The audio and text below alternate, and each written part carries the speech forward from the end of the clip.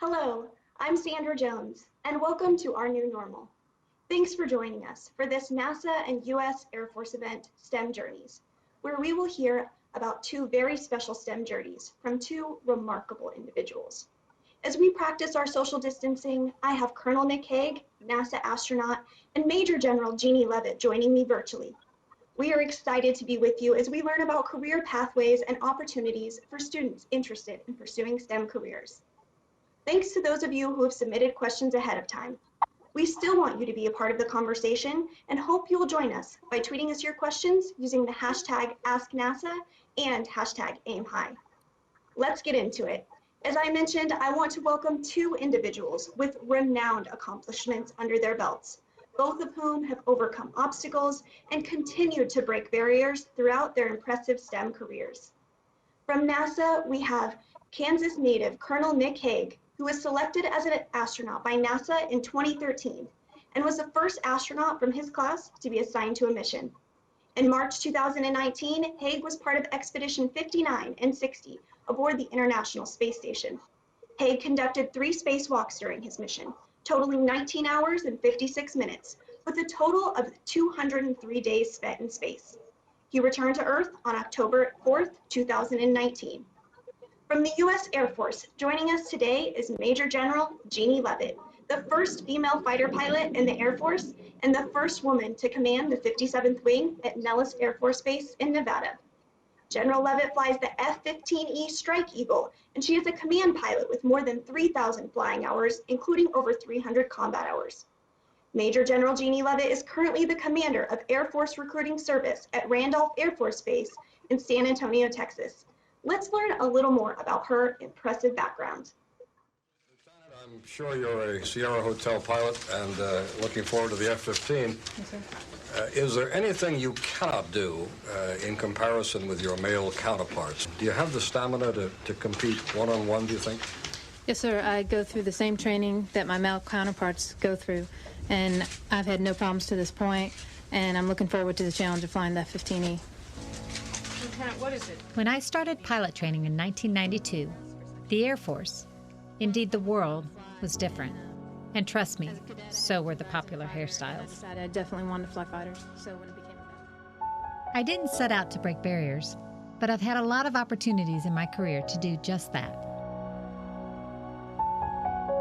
From being the Air Force's first female fighter pilot to the first woman to command a combat fighter wing,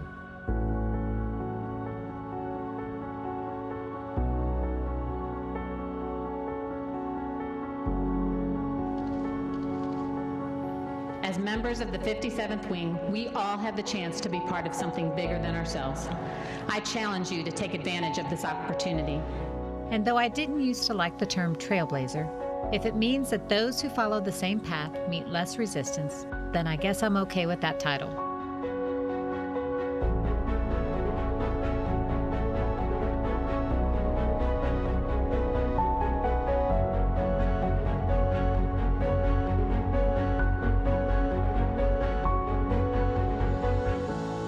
The Air Force is different now, and so is my hair. But throughout the years, one thing has stayed the same: my philosophy. Gender, race, religion, none of that matters. What matters is how you perform. And that's how I got here. It's the message we pass on to new airmen. It's the spirit of our great Air Force, and I couldn't be more proud to be a part of it. Aim high, airmen.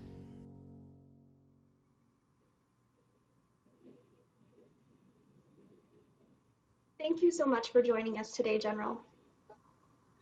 Thank you so much for the invitation. I'm excited to spend some time talking about my STEM journey and all the opportunities that are available to young men and women who want to pursue STEM. At this point, I want to turn it over to astronaut Nick Hague.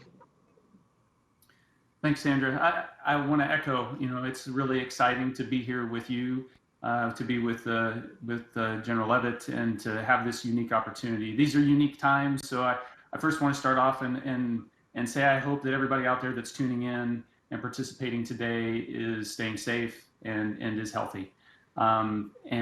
Unique times give us unique opportunities. And so this is one of those unique opportunities to be able to reach out and engage so many people that that might have an interest in STEM fields or are thinking about getting involved with STEM, and to share those opportunities with them. So I'd like to set the tone with a little video about that's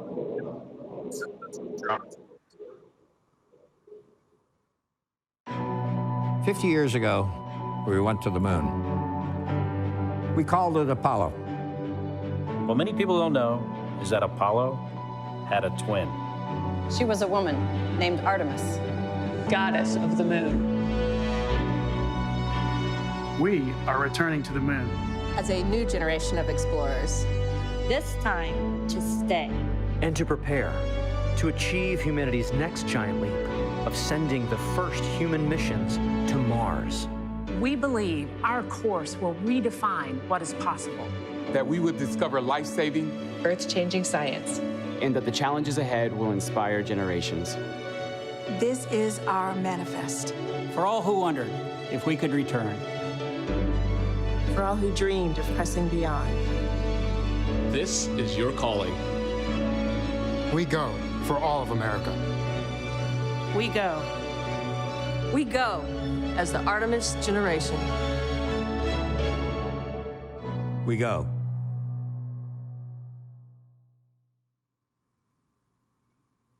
As you both are aware, we have received so many great questions on social, so let's dive right into the conversation. This question would be great for Colonel Haig to answer.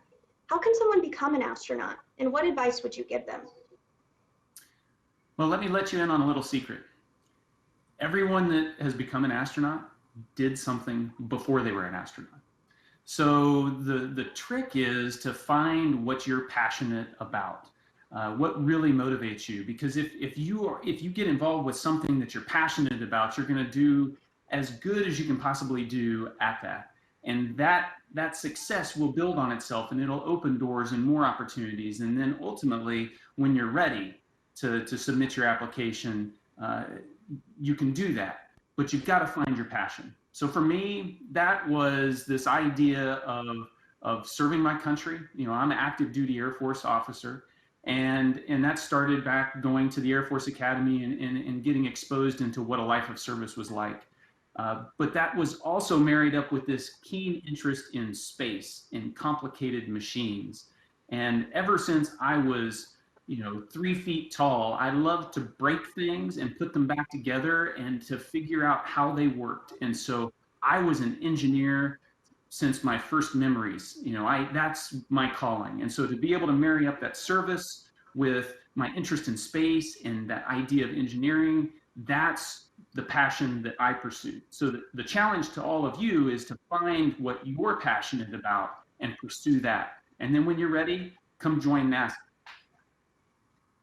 Similarly, General Leavitt, could you discuss the Air Force pilot training pipeline and how one might go about doing that? Absolutely. So we are interested in pilots from all different backgrounds. Personally, I was an unlikely pilot. I had never flown in even a commercial airplane until I was 18 years old. I did not know what I wanted to do, and I followed my passion.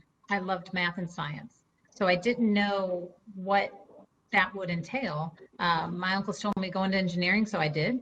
And believe it or not, I got my Air Force start while I was working at NASA Johnson Space Center. I ran into a future Air Force pilot, and that's why I learned about it. And the path I took was Air Force ROTC. I joined partway through because I didn't know that I wanted to do that until I learned more about it. And so, in Nick's case, he went to the Air Force Academy. If people are already finished college, they can go to officer training school. There's different paths you can go, and then you compete for a pilot position. And so the pilot training is about a year long. It is competitive, but if you find your passion and you work hard at that, you really set yourself up for success and increase your odds of being able to do that. Now, both of you have overcome obstacles and broken barriers throughout your impressive careers. Let's talk about some of the challenges you both have faced. General Leavitt, you became the Air Force's first female fighter pilot. What was that like? What challenges did you face along the way?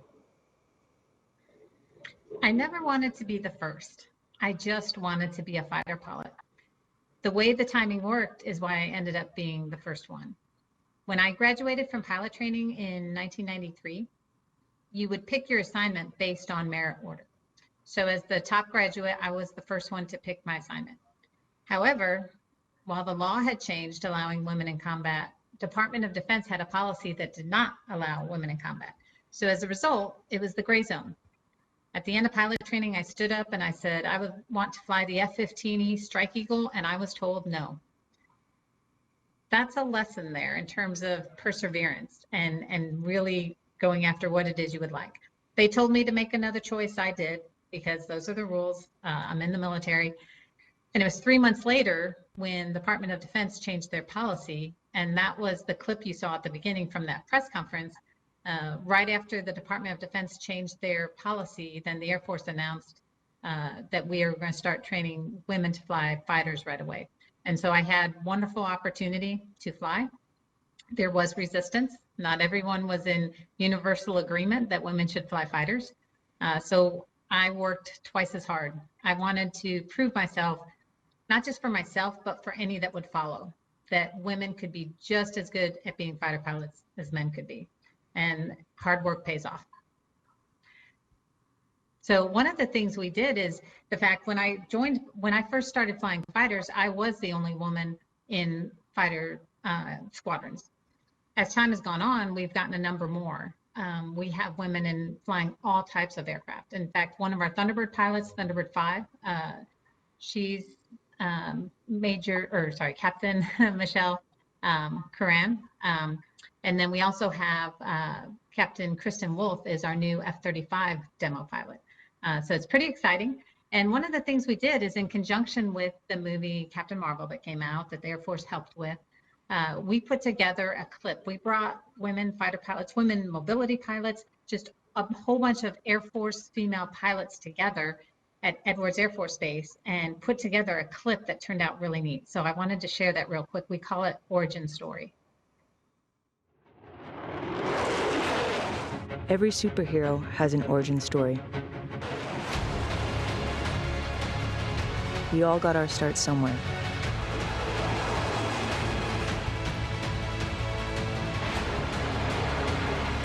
For us, it was the U.S. Air Force.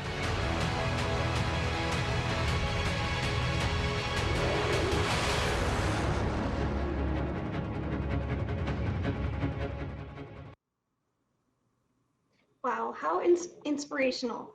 Colonel Haig, can you also talk about some of the challenges that you have faced throughout your career and overcome? Yeah, so I think it's important for everyone to realize that we all face challenges, and it's easy to look at, General Leavitt and see her as a general and a fighter pilot and think that everything just worked out for her magically. Or it's easy to look at an astronaut and think that, that it just worked out. In reality, there's challenges throughout your life, and you're really defined by how you respond to those challenges. It took me 3 applications to NASA in 10 years to convince them that, yes, I had what it took, and I finally got accepted. You've got to face those adversities. And many times, life is not going to unfold like you think it's going to happen. I spent my entire adult life, the last 7 years for sure, training at NASA of strategy to rocket. And believe it or not, it didn't turn out anything like I expected it to. I am a living example of a successful failure. And 2 minutes into our launch, the rocket underneath myself and my cosmonaut commander, Alexei Ovchinin, disintegrated. And so we had to abort that launch and then try to do that again 5 months later. So if I could impress anything to those that are listening out there, is that you're going to have challenges, but how you respond to those challenges is really going to define you. The important thing to know is that you're not alone. When you look at that launch abort, there was a team of search and rescue troops that extracted us from the capsule. There were teams of the psych support team on the ground that helped us work through the emotional trauma, not just for myself, but my family and my relatives of watching that happen and to process that. So You don't survive something like that on your own, and you don't recover from something like that on your own. There are so many people around you, and it's that foundation of support that you need to realize is there, the friends and the family and the loved ones, or the professional support that are there surrounding you, whether it's school teachers or advisors or counselors. They're there to support you and help you through those challenges. And so that's why, because I relied on that team, 5 months later, Alexei and I, along with Christina Cook, tried it again, and we made it the second time. We overcame that challenge. And so I hope those are some lessons that people can walk away with today. Thank you. For those tuning in at home, don't forget you can submit your questions as well using the hashtag AskNASA and hashtag AimHigh. This next question is for Colonel Haig. What was your favorite moment or a defining moment you had while in space? Well, I have to say, actually finally getting there was a pretty sweet moment. The second time around. It's one of those things that space is so unique. There's so many different features and things that challenge you, whether it's looking down at the Earth or it's watching things float in front of you and defy gravity, right in front of your eyes. But I think really, the pinnacle experience that I had up there was performing a spacewalk. And there's a couple different reasons for that. You're outside the space station, you're in your own spacesuit, your own spacecraft, if you will. And the only thing connecting you back to the station is this braided steel cable. And you're out there. And at some point, you get so comfortable in the suit that just kind of melts away. And you're just working on top of the station as the Earth glides by underneath.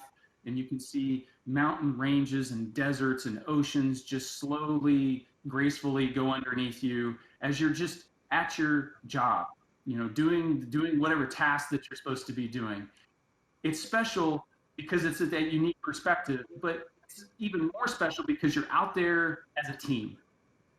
You're out there with your wingman, working side by side, depending on each other to get your task done that you're supposed to be doing. And it goes beyond that because you're part of this gigantic team on the ground. And mission control is helping guide you through this. And all the engineers in the back rooms are helping you work through problems. And it's only possible to do this seemingly impossible thing because of the team. So when you see a spacewalk on TV, I want everybody to think about the astronauts, sure. But think about the tens of thousands of people on the ground that make something that spectacular possible. And that's a team where we need all the help we can. So even if you don't want to be an astronaut, we can use your help on the ground as part of this team, making impossible things look routine. General Levitt, can you also share with us one of your favorite moments that you've had throughout your career? I would say probably when deployed downrange. You train for months and years to do your mission. And when you deploy downrange and you are supporting our friendly forces on the ground, when you are the reason that they get back to their forward operating base, that you provide that top cover, you train for this time and again on our training ranges and exercises. The teamwork is absolutely key. You have teamwork within your formation with your wingmen and other members of your formation. You also have the teamwork with the folks on the ground. Communicating with them and making sure you're coordinated. And just like with astronauts and the launch, there is so much that goes into just launching the aircraft for those missions. And whether it's the maintainers, the avionics troops, all the different people that are in the team that make that mission happen. And so that's one of the things I would say is so rewarding is feeling like you're part of something bigger than just you. You are part of a team. You are part of a team that is doing something with purpose, whether it's protecting our freedom, whether it's exploring space. That teamwork and purpose is something I find incredibly rewarding with my job. We've been getting a lot of great questions on social, so let's go ahead and answer one of those right now. Alice on Twitter asks, how do you manage stress and control impulse during emergency situations? I'll start out on that one to talk about the stress factor. One thing the Air Force is good at is training, and they can make things incredibly stressful. Whether it's just your emergency procedure simulator, when you're in the simulator and they make everything possible go wrong with that aircraft, and you have to handle it, and it's very, very stressful. Or when we're getting ready to deploy and we do training out on the Nellis Ranges, and we have simulated surface-to-air missiles, we have simulated adversary aircraft. Now we have cyber aggressors, we have space aggressors, we have all these things that are extremely realistic, and it's relevant, and it puts so much stress on you, but it builds your ability to handle that stress so you know how to react. Very much on the air domain. I'm curious in the space domain, Nick, any perspective from there? Yeah, yes, ma'am. So it's very similar. We train, you know, so the things that would get me through something like a launch abort, I look back to the skills that I developed doing flight tests back in the Air Force and in-flight emergencies that I had while I was doing flight tests. And so it's one of those things where training is so key to building this reflex, because it all boils down to, you know, if I take myself back to the launch abort, you know, the seconds after we know what has happened, we've been pulled away from the capsule or pulled away from the rocket, and the capsule is on its way back to land, you focus on the things that you can control.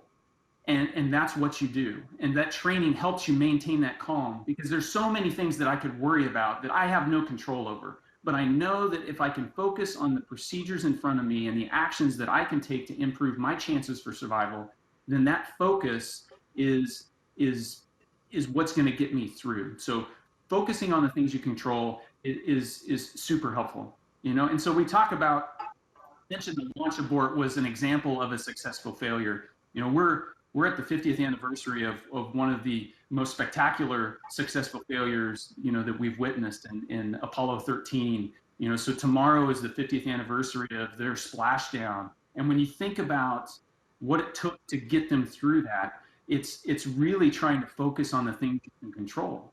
You know, we have a problem.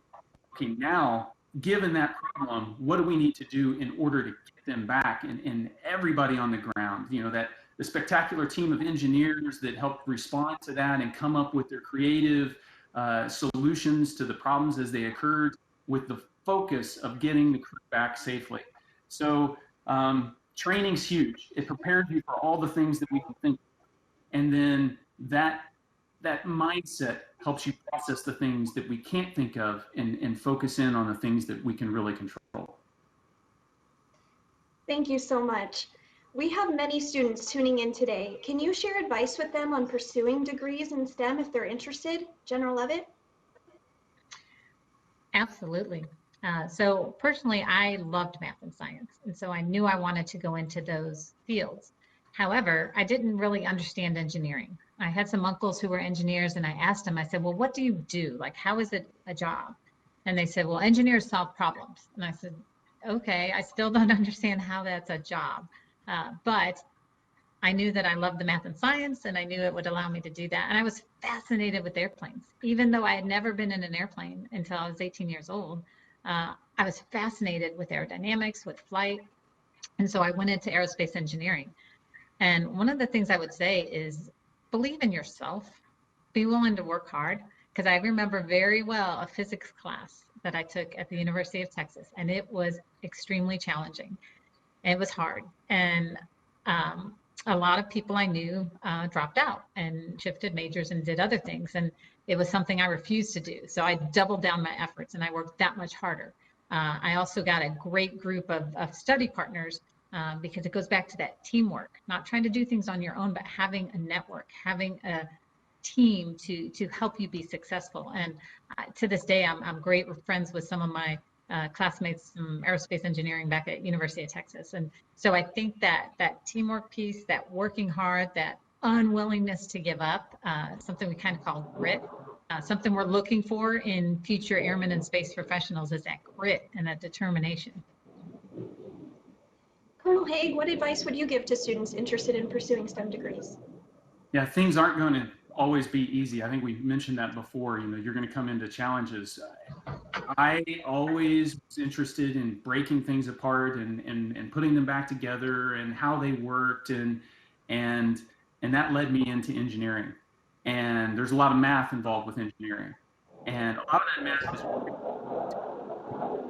anybody that's out there that's struggling with math, don't give up. You know, my first math class at the Air Force Academy was a remedial math class. So I was at the bottom, and so you can get through it.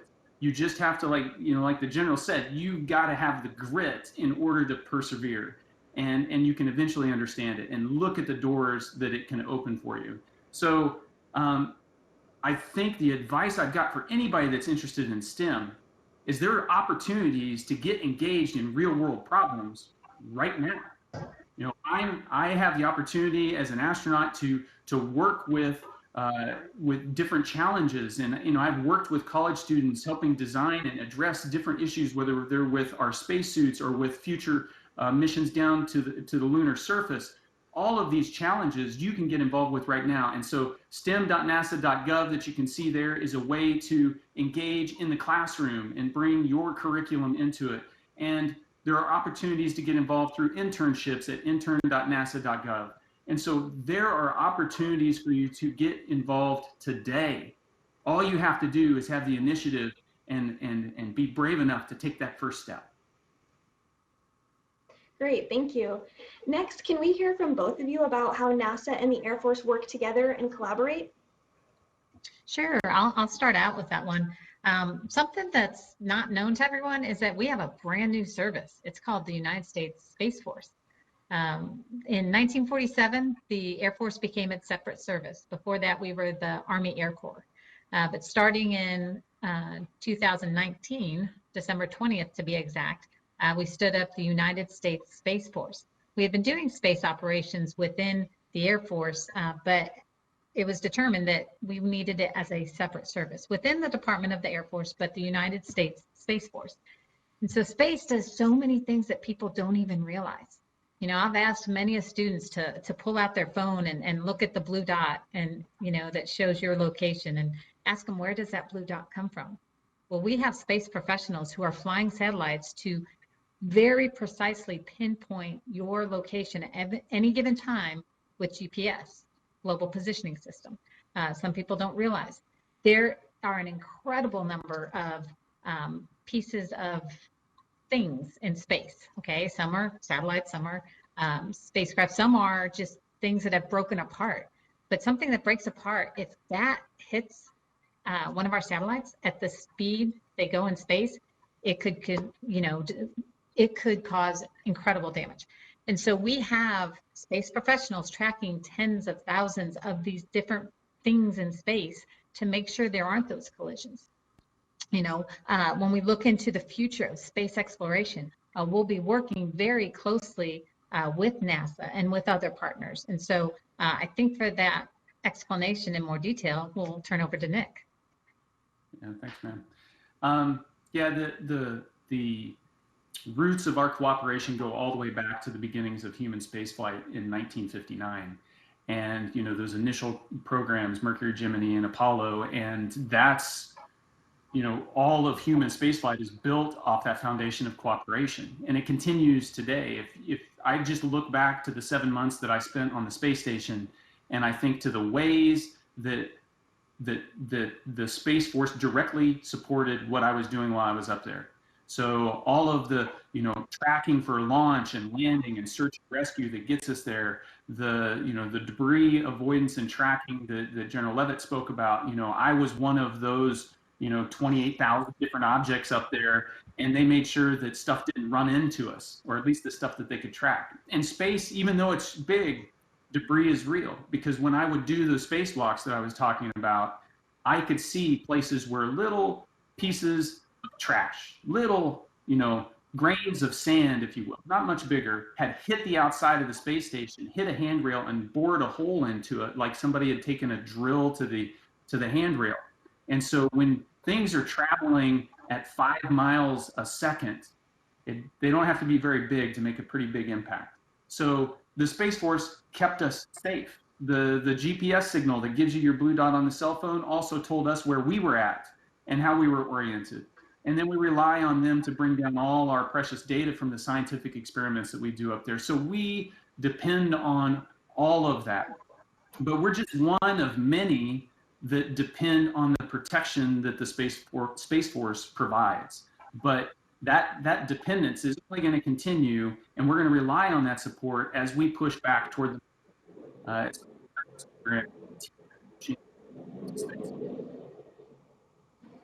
That's great. Colonel Haig, we'll have you answer the next question. As many people around the world continue to social distance, what has helped you and what did you learn while spending 203 days in space in an isolated environment? Yeah, I think, this is a different question now than it was a few months ago. And I think everybody that's viewing today has a better appreciation for how tough isolation can be. The space station is about the size of a 6-bedroom house, and you just have your crew there, and you don't get to go outside except for the occasional spacewalk. So you're inside, and so there are some things, some tricks, some tips that help you survive in that type of isolation. The first one, it's really easy. It's just have a schedule. If you've got a schedule and everybody understands the schedule in the house, then it helps everybody coexist a little bit more, and it makes things more predictable. Because without a schedule, life just kind of happens, you lose track of it.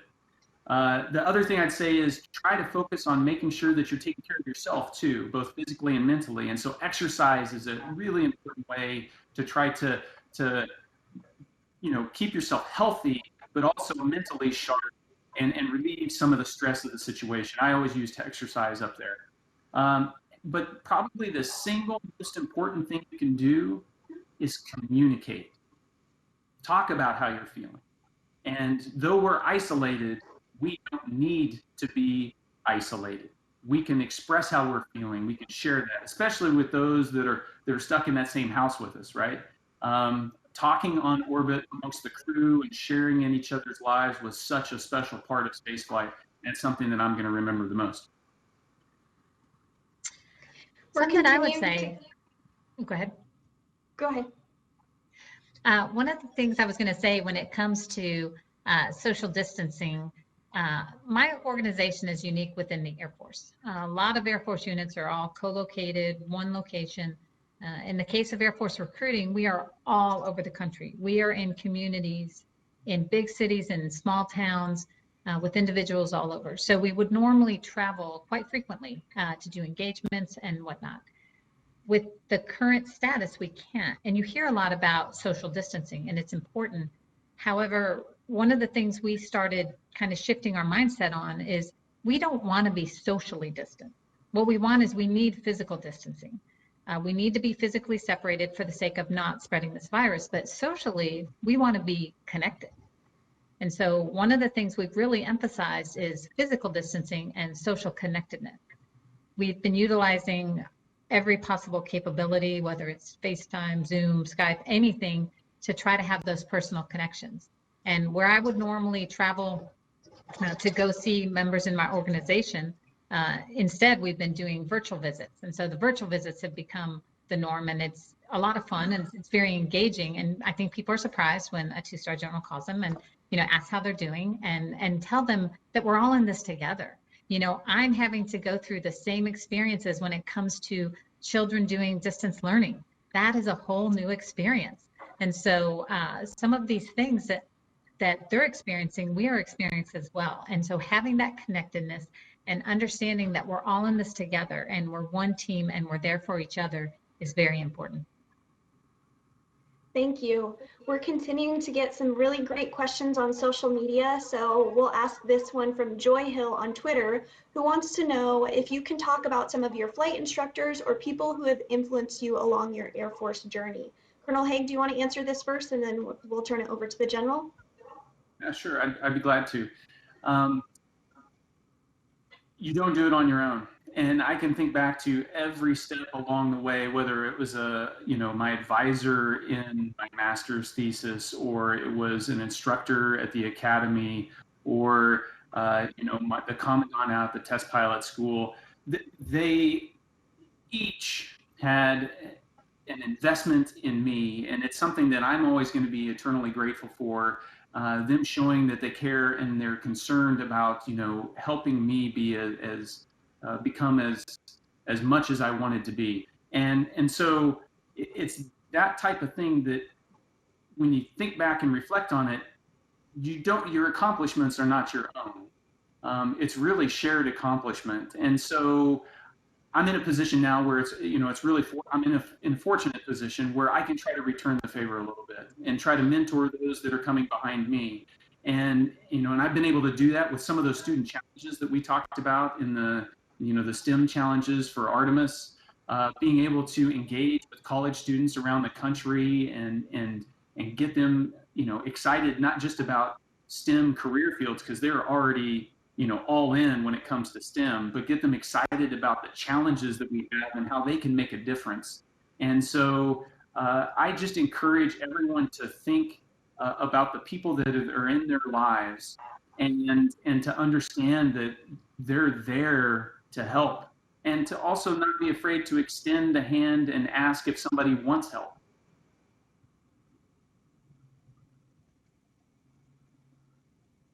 General?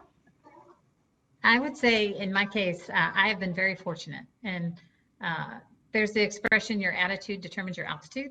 I've always brought a very positive attitude and a willingness to work very, very hard. And I think that's important, because when people would see that, they would, reach out and help. Or, when you have questions and you're working hard and you're engaging, they want to help you. They want to make you better. Because I have been so fortunate to have so many people do just that, whether it was my instructors at UT Austin, instructors at Stanford in pilot training. It's kind of funny because my T-37 instructor pilot from my very initial flight training, turns out he lives here in San Antonio, and I crossed paths with him some months ago. He's a junior ROTC deck commander at Canyon High School. So I went and spoke there on, it's the pay it forward idea, so I went and spoke there on Veterans Day last year.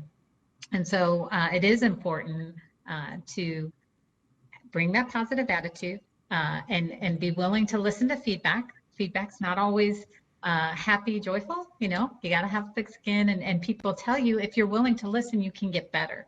And then for those of us who are in a position to pass it on, I think that's so important. I'm very, very excited because a young lady that I crossed paths with about 6 years ago, when she was in high school and saw me speak, she's about to graduate from the United States Air Force Academy, and I'll be commissioning her. So I'm super excited about that. Very cool. Elise from Twitter also wants to know from both of you, what is your motivation to push forward, especially when things get challenging? Do you want to start, Nick? Sure. So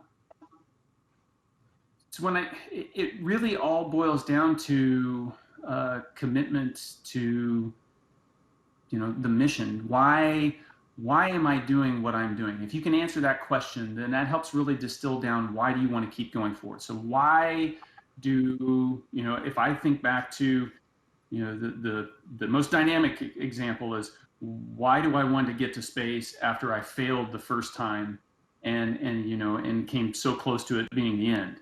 And it boils down to, what are you trying to accomplish? And for me, this idea of service, this idea of a commitment to the benefit of humanity, the scientific discoveries that we're making on the space station are helping improve lives on the ground.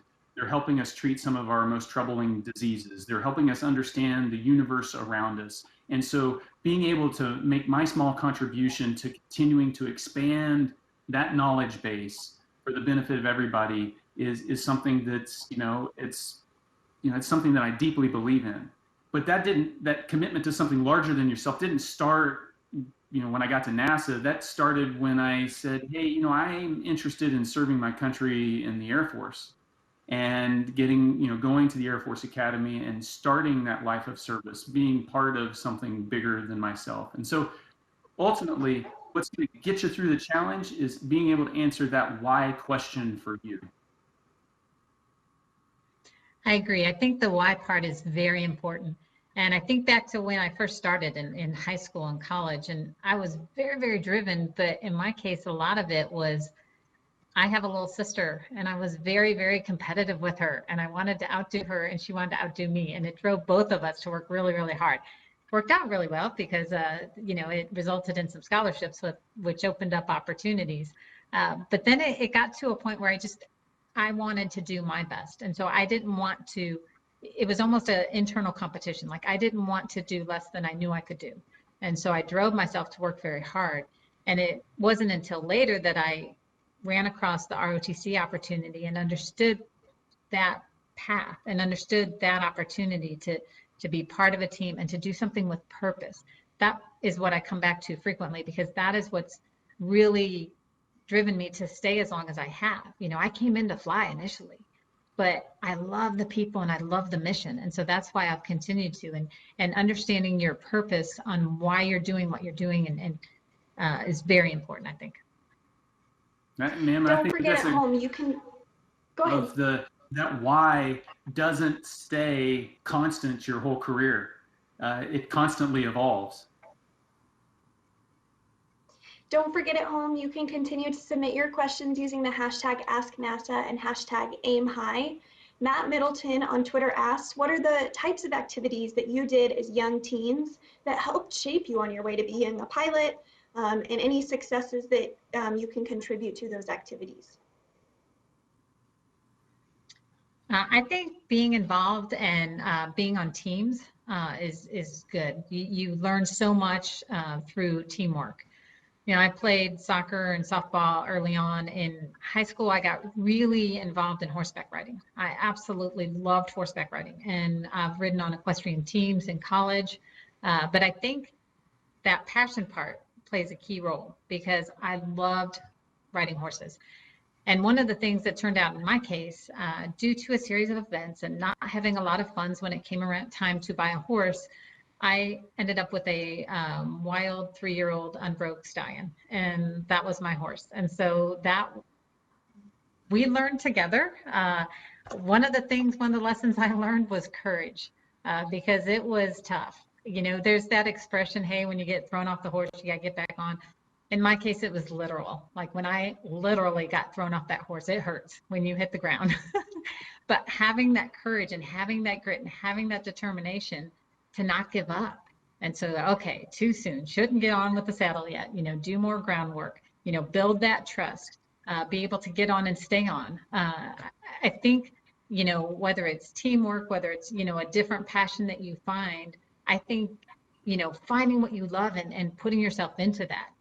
And when it's team activities, that's great because even though it was horseback riding and it sounds individual, I was always on equestrian teams. And so whether it was in performing or competing against other colleges, we were definitely a team. Yeah, I think teamwork played a big part in the activities that I did as a teenager. I think back, I played lots of sports, football, baseball, basketball, track. But I think that breadth of experience is really important, and you should try to find things that, try things to push you outside your comfort zone. And, so for me, I'm an engineer, I'm an introvert.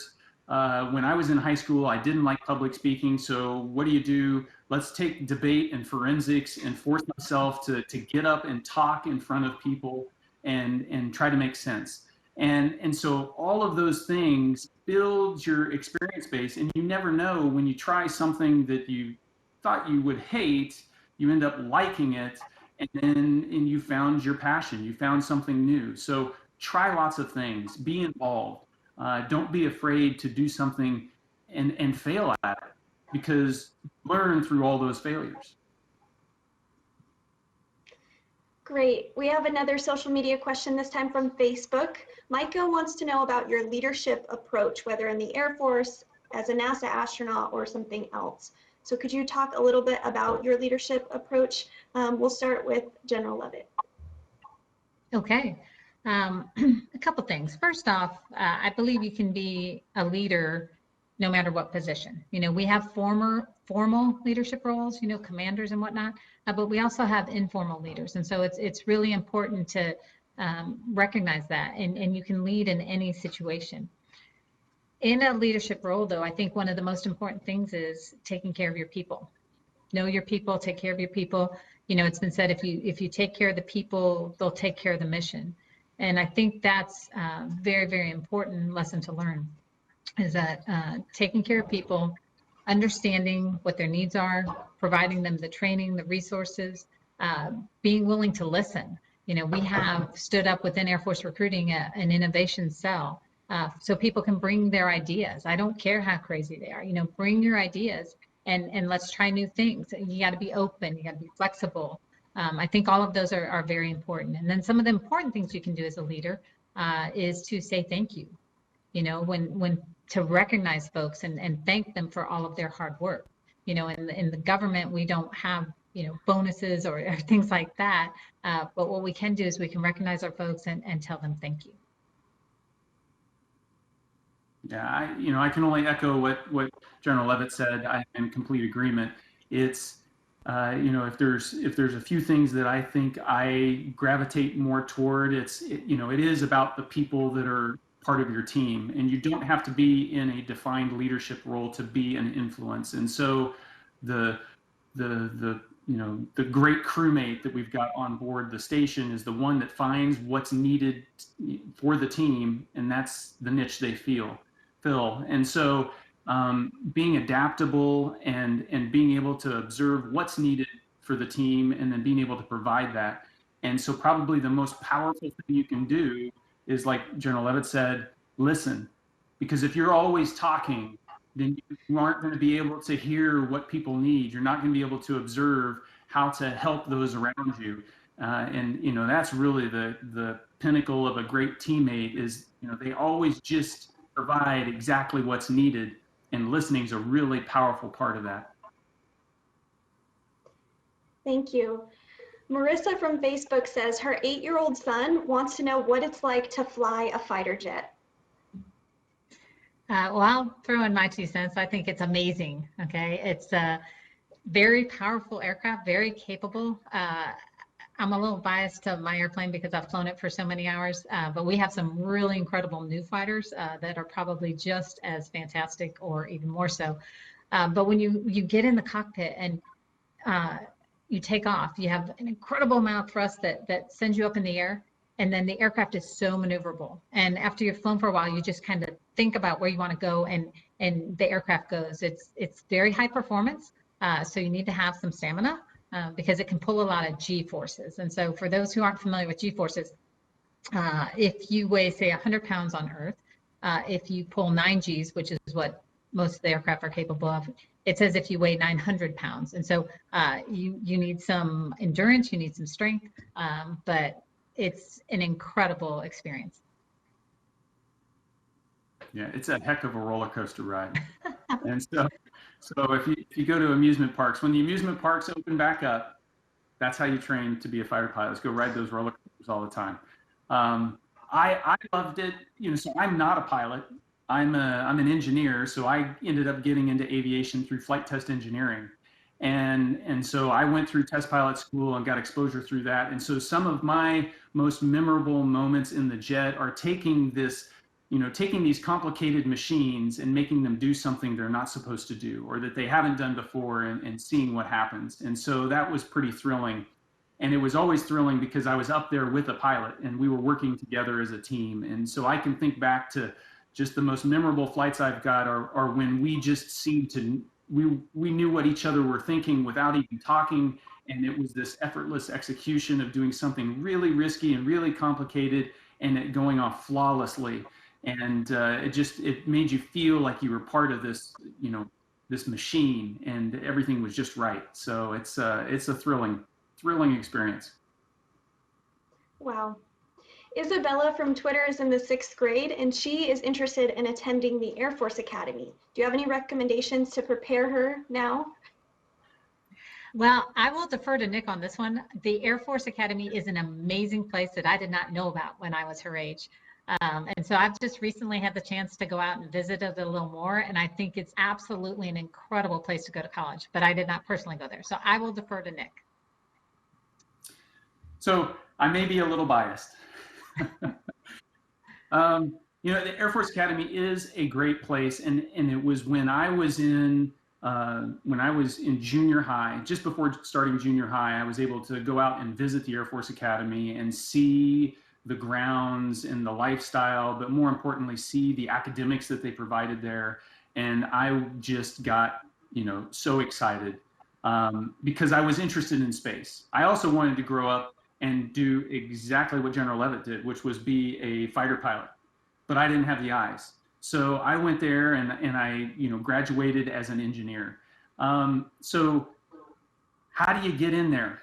I think the things you need to do is you've got to excel at what you're doing. So your coursework, your schoolwork, and I think it really also goes back to that breadth and depth and diversity that you can cultivate as you're growing up. So try lots of things and be adaptable and you know, if it's you know, for everybody out there, if it's Boy Scouts or Girl Scouts or, you know, whatever club you're interested in, or, you know, different athletic programs, you want to try a bunch of stuff, because the Air Force and now the Space Force, because this Saturday we're going to graduate the first, you know, lieutenants for the Space Force from the Air Force Academy. So if you're interested in getting involved in that, you just have to try hard. You can't just get good grades. You've got to show that breadth of experience, because that's going to open your aperture. That's going to open your eyes to the world around you and let you see what this idea of the life of service is really about. Great. As the class of 2020 prepares for their high school graduations that may look a little different than they had always dreamed of, what advice would you give to your 18-year-old self if you could? I would say 2 bits of advice. First one is never give up, okay? Because there are times where you feel like this is not going the way I planned. This is not what I had in mind. And then jump at every opportunity that presents itself. You know, so many times you may have a plan, like this is what you plan on doing, and it's not how it works out. The question is, what do you do with the opportunities that are placed in front of you?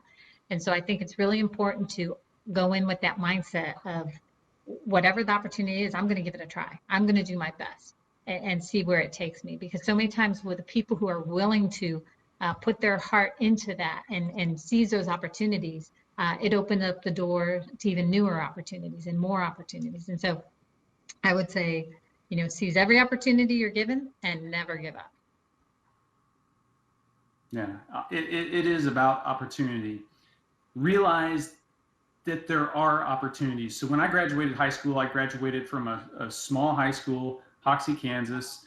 You know, I had 39 kids in my class. We were out in the middle of Western Kansas, and the world seemed like it was a long way away from where I was at. And so the opportunities that everybody talked about, I didn't necessarily think were always opportunities that I could take advantage of.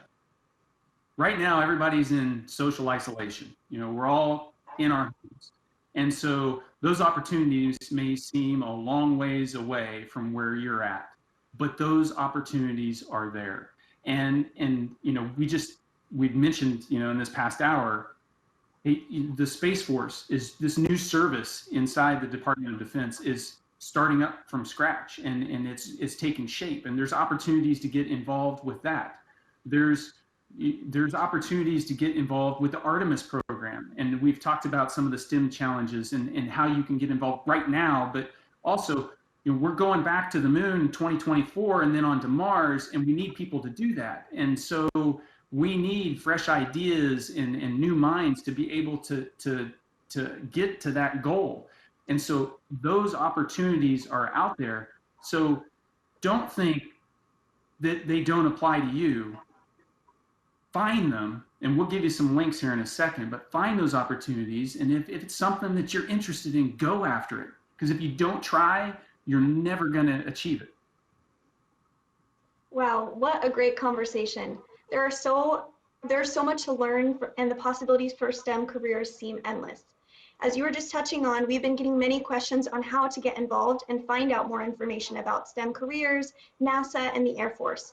Colonel Haig, why don't you start by sharing some of the NASA opportunities, followed by the General sharing some of the Air Force? You bet. You know, I mentioned a few of them. So, you know, there are the STEM opportunities, and so the link for that is stem.nasa.gov. And so we have, you know, 7 different challenges right now just for the Artemis program that are trying to help involve college students and high school students in addressing some of the challenges that we see in trying to get back to the surface of the moon. And you know, it's an opportunity to get to work with the existing astronaut corps. So, you know, I'm helping advise students across the country. I've been engaging with students across the country, trying to help them in these problems that they're addressing. So there's opportunities there. Then there's opportunities to come work at NASA. So there's the intern program.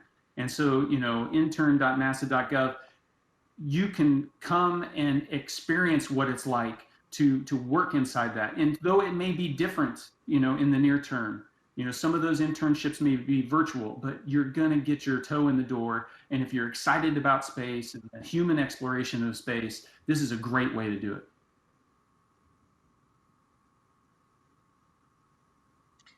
For the Air Force, our main location is airforce.com. We have other links as well, which I think they'll put up, but airforce.com is kind of your starting point. And the fact is there are so many ways to serve in our Air Force. Sometimes people think that pilot's the only option, but it's not. It's one of many, many opportunities. We have engineers, we have scientists, we have so many ways that you can serve. It also can be in or out of uniform. It can be full-time, it can be part-time. And so that's one of the messages we're trying to spread, is the fact that you can be active duty, you can be Air National Guard, you can be reserve. You can also be an officer, you can enlist, you can be a civilian. We have the Air Force Civilian Service. And one of the things is the Air Force loves education. And so there are so many opportunities to further your education when you join the Air Force. And so airforce.com is the place that it's the best place to start. And then we have all the other social media links that you can see. Thank you. Lots of great opportunities. Unfortunately, we are getting to the end of our conversation. Colonel Haig, General Leavitt, thank you both so much for starting this interesting conversation. The future of STEM and space exploration is an exciting one. Don't forget, you are the next generation of explorers. We hope that you will join us and continue exploring.